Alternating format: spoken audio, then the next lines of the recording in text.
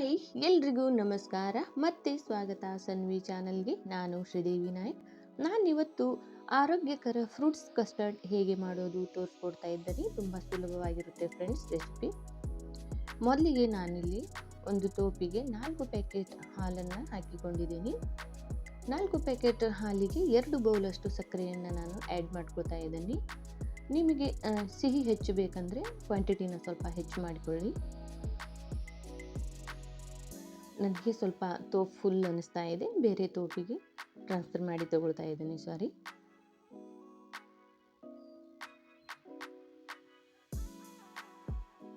ಬನ್ನಿ, ಇದು custard powder ಅಂತ. ಇದನ್ನು ನಾವು ಯಾವುದೇ ಕಿರಾಣಿ ಶಾಪಿಗೆ ಹೋಗಿ ಕೇಳಿದರೆ ಸಿಗುತ್ತೆ. ನಾನಿಲ್ಲಿ 4 ಪ್ಯಾಕೆಟ್ ಹಾಲಿಗೆ 5 ಟೇಬಲ್ ಸ್ಪೂನಷ್ಟು ಕಸ್ಟರ್ಡ್ ಪೌಡರನ್ನು ನಾನು ಹಾಕಿ ಅದಕ್ಕೆ ಸ್ವಲ್ಪ ನೀರು ಅಥವಾ ನೀವು ಹಾಲು ಕೂಡ ಹಾಕ್ಬೋದು, ಮಿಕ್ಸ್ ಮಾಡಿ ತಗೊಳ್ತಾ ಇದ್ದೀನಿ. ಗಂಟಿಲ್ದಂಗೆ ಚೆನ್ನಾಗಿ ಮಿಕ್ಸ್ ಮಾಡಿ ತಗೊಳ್ಳಿ. ನೋಡಿ ಈ ರೀತಿ.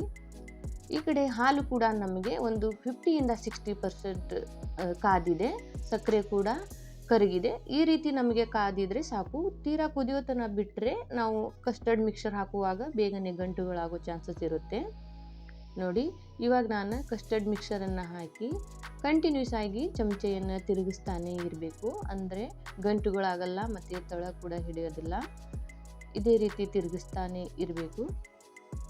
ನೋಡಿ, ಕುದಿತಾ ಬಂದಂಗೆ ಗಟ್ಟಿ ಆಗ್ತಾ ಇರುತ್ತೆ. ಇವಾಗ ನೀರು ಕಾಣ್ತಾ ಇದೆ ಅಲ್ವಾ. ನೆಕ್ಸ್ಟ್ ನೋಡಿ, ಕುದಿತಾ ಬಂದಂಗೆ ಗಟ್ಟಿ ಆಗುತ್ತೆ. ನೋಡಿ ಇವಾಗ ಎಷ್ಟು ಚೆನ್ನಾಗಾಗಿದೆ. ತುಂಬ ಚೆನ್ನಾಗಿ ಇರುತ್ತೆ ಫ್ರೆಂಡ್ಸ್, ಟೇಸ್ಟಿ ಇರುತ್ತೆ. ಟ್ರೈ ಮಾಡಿ. ನೋಡಿ ಇವಾಗ ಆಗಿದೆ, ಈ ರೀತಿ ಗಟ್ಟಿಯಾಗಿದೆ. ಇವಾಗ ಸ್ಟವ್ ಆಫ್ ಮಾಡಿ ಬೇರೆ ತೋಪಿಗೆ ನಾನಿಲ್ಲಿ 1 ಟೇಬಲ್ ಸ್ಪೂನಷ್ಟು ತುಪ್ಪವನ್ನು ಹಾಕಿ ಡ್ರೈ ಫ್ರೂಟ್ಸನ್ನು ಹುರಿದುಕೊಂಡು ತಗೊಳ್ತಾ ಇದ್ದೀನಿ. ಒಣ ದ್ರಾಕ್ಷಿ ಮತ್ತು ಬಾದಾಮ್ ಮತ್ತು ಕಾಜುವನ್ನು ಸಣ್ಣದಾಗಿ ಕಟ್ ಮಾಡಿ ಹಾಕಿಕೊಳ್ತಾ ಇದ್ದೀನಿ. ಇವುಗಳ ಸ್ವಲ್ಪ ಕಲರ್ ಚೇಂಜ್ ಆಗೋವರೆಗೂ ನಾವು ಹುರಿದುಕೊಂಡು ಕಸ್ಟರ್ಡಿಗೆ ಹಾಕಿಕೊಳ್ಳೋಣ. ನಿಮ್ಮ ಹತ್ರ ಅವೈಲೇಬಲ್ ಇದ್ದರೆ ಯೂಸ್ ಮಾಡಿ, ಇಲ್ಲಾಂದರೆ ಬರೀ ಫ್ರೂಟ್ಸ್ ಅಷ್ಟೇ ಕೂಡ ಹಾಕ್ಬೋದು. ತುಂಬ ಚೆನ್ನಾಗಿರುತ್ತೆ. ನಾನೀಗ ಇದಕ್ಕೆ ಡೈರೆಕ್ಟಾಗಿ ಹಾಕಿ ಮಿಕ್ಸ್ ಮಾಡಿ ಸುಮಾರು ಒಂದು 2-3 ಗಂಟೆಗಳ ಕಾಲ ನಾವು ಫ್ರಿಜ್ಜಲ್ಲಿ ಇಡಬೇಕಾಗತ್ತೆ. ಇದು ಒಂಥರ ಐಸ್ ಕ್ರೀಮ್ ತಿನ್ನಂಗೆ ಇರಬೇಕು. ನಮಗೆ ಫುಲ್ ತಣ್ಣಗಾದ್ರೇ ಟೇಸ್ಟ್ ಚೆನ್ನಾಗಿರೋದು ಫ್ರೆಂಡ್ಸ್. ಫ್ರಿಜ್ಜಲ್ಲಿ 3 ಗಂಟೆಗಳ ಕಾಲ ಇಟ್ಟು ನೋಡಿ ಇವಾಗ ತೆಗೆದಿದ್ದೇನೆ ನಾನು.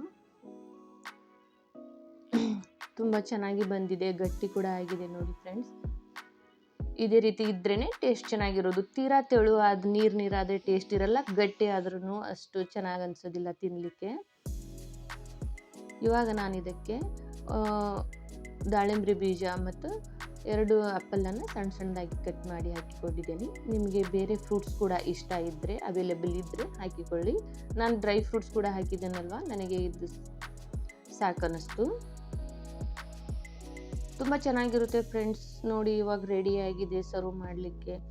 ನಮಗೆ ಮಕ್ಕಳ ಬರ್ಡೇ ಇದ್ದಾಗ ಅಥವಾ ಆ್ಯನಿವರ್ಸರಿ ಫಂಕ್ಷನ್ ಇದ್ದಾಗ ಅಥವಾ ಯಾರಾದರೂ ಮನೆಯಲ್ಲಿ ಗೆಸ್ಟ್ ಬಂದಾಗ ನಾವು ಇದನ್ನು ಮಾಡಿ ರೆಡಿ ಮಾಡಿ ತೊಗೋಬೋದು. ನಾಳೆ ಬರ್ತಾ ಇದ್ದಾರೆ ಅಥವಾ ನಾಳೆ ಫಂಕ್ಷನ್ ಇದೆ ಅಂದರೆ ಇವತ್ತಿನ ನೈಟ್ ನಾವು ರೆಡಿ ಮಾಡಿ ಫ್ರಿಜ್ಜಲ್ಲಿ ಇಟ್ಬಿಟ್ರೆ ಮರುದಿನ ನಾವು ಡೈರೆಕ್ಟಾಗಿ ಯೂಸ್ ಮಾಡ್ಬೋದು. ತುಂಬ ಚೆನ್ನಾಗಿರುತ್ತೆ, ಈಸಿಯಾಗಿಯೂ ಇರುತ್ತೆ. ಅದರಲ್ಲೂ ಬೇಸಿಗೆ ಕಾಲದಲ್ಲಂತೂ ತುಂಬ ಇಷ್ಟಪಟ್ಟು ತಿಂತಾರೆ. ನಾವು ಐಸ್ ಕ್ರೀಮ್ ತೊಗೊಂಡು ತಿನ್ನೋದಕ್ಕಿಂತ ಈ ರೀತಿ ಮನೆಯಲ್ಲಿ ಹೆಲ್ದಿಯಾಗಿ ಫ್ರೂಟ್ಸ್ಗಳನ್ನು ಹಾಕಿ ನಾವು ಕಸ್ಟರ್ಡನ್ನು ರೆಡಿ ಮಾಡಿ ತಿನ್ಬೋದು. ತುಂಬ ಚೆನ್ನಾಗಿರುತ್ತೆ ಫ್ರೆಂಡ್ಸ್, ಟ್ರೈ ಮಾಡಿ.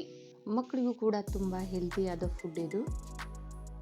ಮತ್ತು ಯಾರೆಲ್ಲ ನನ್ನ ಚಾನಲ್ನ ನೋಡ್ತಾ ಇದ್ದೀರಾ ಎಲ್ಲರೂ ಸಬ್ಸ್ಕ್ರೈಬ್ ಮಾಡಿಕೊಳ್ಳಿ.